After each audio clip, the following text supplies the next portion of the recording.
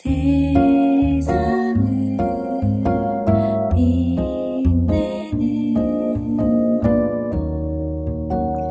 나와 너.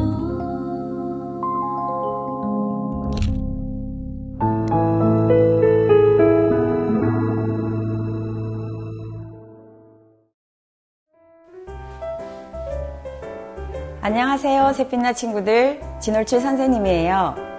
선생님은 여러분들에게 재미있는 이야기 하나를 들려주려고 해요.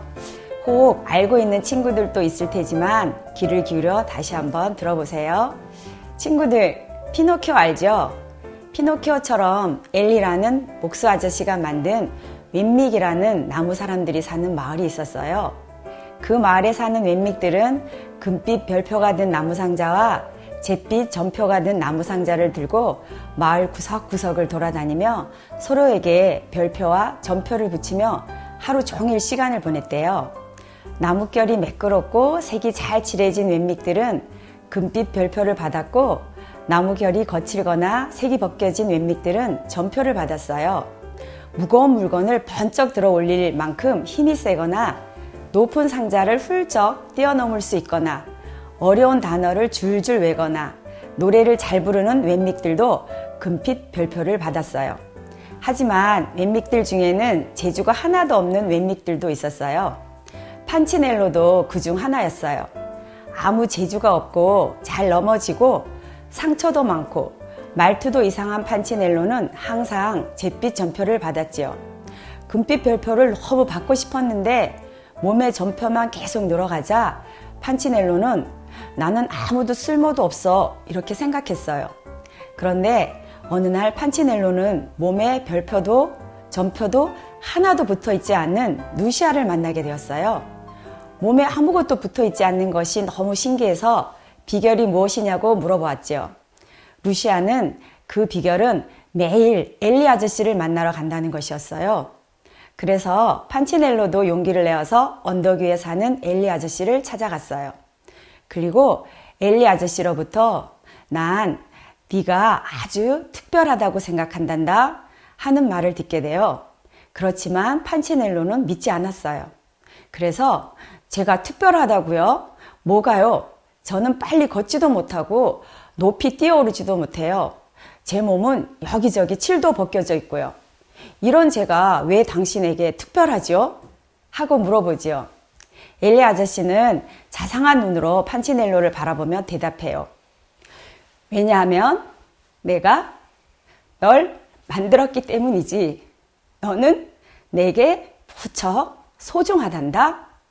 기억하렴. 내가 너를 만들었고 넌 아주 특별하단다. 나는 결코 지금까지 좋지 못한 나무 사람을 만든 적이 없어.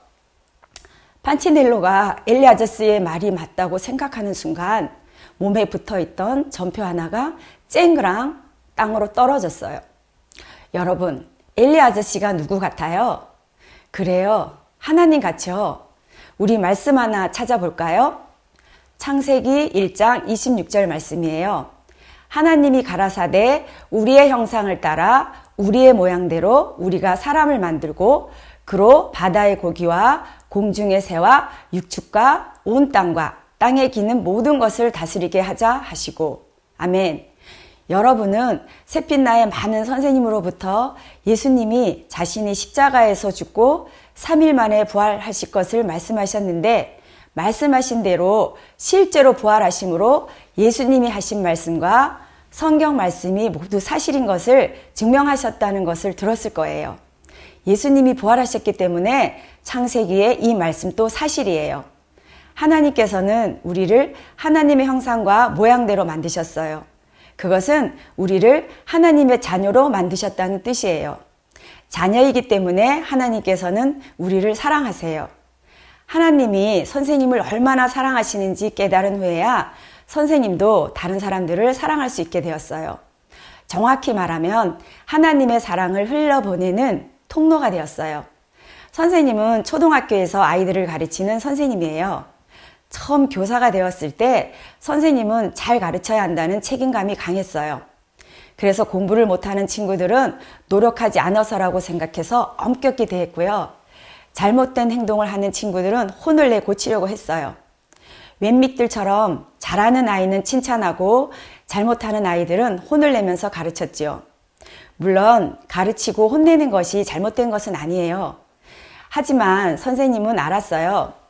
선생님 마음에 사랑은 없고 판단하는 마음만 가득한 것을, 그리고 아이들을 혼내며 가르치려는 마음 중심에 다른 사람들에게 인정받고 싶다는 욕심이 있다는 것을, 이런 마음이 있다는 것을 알게 되자 하나님께 기도할 수밖에 없었어요. 하나님, 제가 아이들을 이용하지 않게 해주세요. 아이들을 오직 사랑으로 할 수 있게 해주세요. 아이들을 힘껏 사랑하겠습니다. 그런데 하나님께서 네가 아이들을 사랑할 수 있니? 이렇게 물어보셨어요. 선생님은 아무 말도 할 수 없었어요. 그냥 사랑할 수 없습니다. 이렇게 고백했어요. 이때 하나님께서는 예수님을 생각나게 해주셨어요. 예수님은 본래 하나님이신데 우리를 사랑하셔서 하늘 보좌를 버리고 이 땅에 우리를 찾아오셨어요. 낮고 낮은 땅에 그 가운데서도 뭔지 못하고 악하고 악한 나의 마음까지 찾아오셨어요. 하나님이 이 땅에 오신 목적은 단 하나, 바로 우리 때문이셨어요. 하나님의 자녀, 우리를 사랑하셔서 오신 거였어요. 말씀 하나 또 찾아볼게요. 로마서 5장 8절. 우리가 아직 죄인 되었을 때 그리스도께서 우리를 위하여 죽으심으로 하나님께서 우리에게 대한 자기의 사랑을 확증하셨느니라.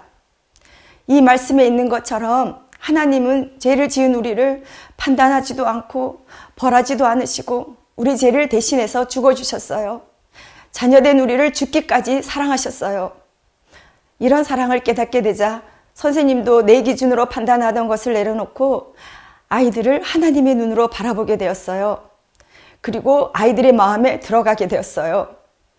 마음에 들어가 보니까 아이들이 왜 그렇게 행동하는지 이해가 되었어요. 그래서 아이들을 위해 기도하며 기다릴 수 있게 되었어요. 예수님이 선생님을 기다려 주셨던 것처럼요. 지금도 하나님께서는 여러분에게 이렇게 말하고 계세요. 너와 영원히 함께하기 위해 하늘 보좌를 버리고 이 땅에 왔고 너를 위해 내 생명을 버렸단다. 너와 영원히 함께하는 것이 나의 꿈이란다. 너를 사랑한다. 너는 나의 귀한 자녀다. 그래서 너는 특별하고 소중하단다. 여러분은 정말 소중한 존재예요. 여러분의 생각, 느낌이 중요한 것이 아니라 하나님이 그렇게 말씀하셨어요. 여러분, 예수님의 사랑으로 사랑합니다. 사랑합니다.